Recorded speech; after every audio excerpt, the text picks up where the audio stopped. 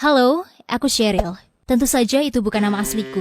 Aku merasa lebih mudah untuk menceritakan hal-hal ini dengan nama samaran.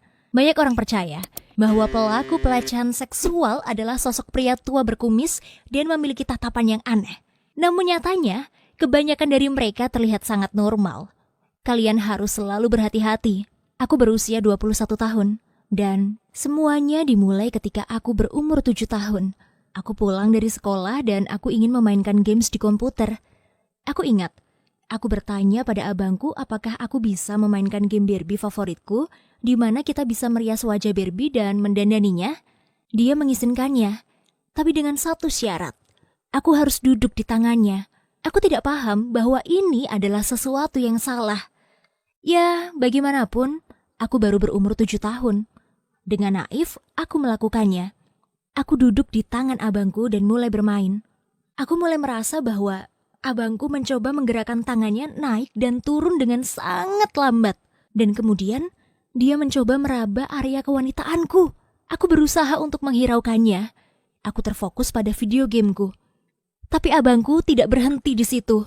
Ketika aku berusia 9 tahun, terjadi hujan badai yang sangat buruk dan kilat menyambar setiap 10 detik. Aku ketakutan. Aku hanya berdua dengan abang, jadi aku meminta izin untuk tidur di kamarnya sembari dia memainkan komputer. Aku berencana menginap di kamar abangku sampai ayah dan ibu pulang, lalu pindah ke kamar mereka. Tanpa sadar, aku tertidur. Tiba-tiba, aku terbangun karena ada sesuatu yang menyentuhku. Aku tahu itu adalah abangku, tapi pada saat itu aku masih tidak tahu apakah hal itu wajar atau tidak. Aku menceritakan segalanya pada ibuku ketika dia sampai di rumah, dan ibu tampaknya tidak peduli. Dia pikir aku telah berbohong, dan berkata abangku hanya berbuat jahil. Dengan santai, ibu berkata pada abangku untuk berhenti menjahiliku. Tapi abang menyangkal semua perbuatannya, dan ibu langsung mempercayainya. Ketika berusia 13, aku sedang tertidur di kamarku dan terbangun. Merasakan ada sesuatu yang menyentuhku di balik selimut. Aku langsung pindah posisi. Aku tahu siapa orang itu. Abangku terus menggrepe kakiku sampai aku menendang tangannya. Dia berhenti dan pergi meninggalkan kamarku. Dia bahkan tidak peduli pada kenyataan bahwa ibu ada di ruang sebelah. Aku tidak punya nyali untuk memberitahu ibu atas apa yang telah terjadi, atau apa yang tidak terjadi saat terakhir kali aku bercerita padanya. Abangku terus melakukan hal itu selama 2 tahun berikutnya. Aku hanya ingin menjadi remaja normal, merasakan ciuman pertama aku, berkencan dengan seseorang, dan bahkan mungkin punya pacar. Tapi aku tidak bisa. Aku trauma. Aku takut akan hal-hal seperti itu karena perlakuan abangku. Waktu berusia 15 tahun, aku memutuskan untuk memberitahu salah satu teman cowokku. Namanya Ray, dan dia sangat mendukungku. Dia bahkan memberitahu ibu tentang apa yang aku alami.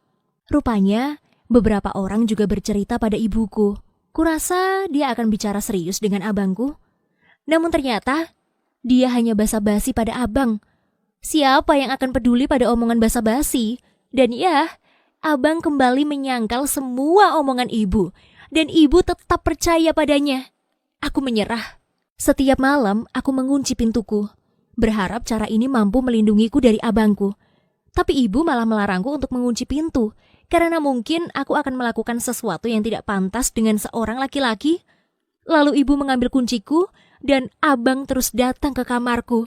Ibu, hal yang kamu takuti justru dilakukan oleh anak pertamamu padaku. Akhirnya, suatu malam ketika abang datang, aku menjerit dengan sangat keras. Aku menyuruhnya keluar dan dia langsung pergi.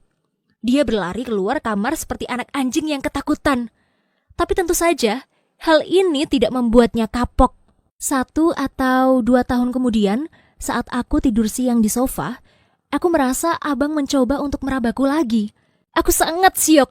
Aku merasa sangat tidak berharga, menjijikan, kotor seperti sampah. Aku tidak akan terlalu detail, tapi banyak hal yang terjadi dan aku tidak bisa menceritakannya. Bagaimanapun, ini sudah keterlaluan. Akhirnya aku pergi ke kantor polisi. Aku bisa merasakan air mata jatuh dari wajahku dan aku tergagap setiap kali aku menceritakan kejadian itu. Aku ingin membuat laporan tentang serangan seksual. Petugas polisi memberitahu bahwa dia sangat sedih mendengar kejadian ini. dan meminta maaf karena sistem komputer mereka rusak, sehingga mereka tidak dapat membuat laporan apapun.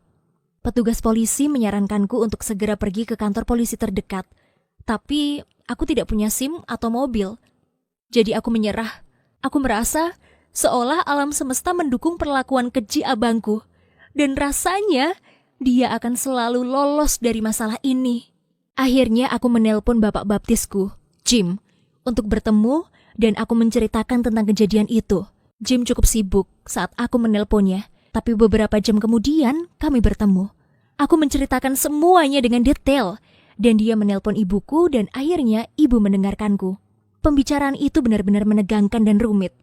Aku tidak bisa berhenti menangis. Malam harinya, ibu bertengkar dengan abang. Aku hanya diam di kamar dan berusaha mengabaikan pembicaraan mereka. Untunglah, hidupku membaik sejak ibu memarahi abangku. Tidak ada yang pernah menggangguku. Namun, aku tetap tidak merasa aman untuk tinggal di rumah ini. Abang memang belum melakukan apapun. Tapi tidak ada jaminan kalau dia benar-benar sudah taubat. Satu-satunya hal yang aku tahu adalah, jika sesuatu seperti ini terjadi kepada kalian, tolong, bicaralah. Mungkin seseorang mampu menolongmu dan memberikan solusi.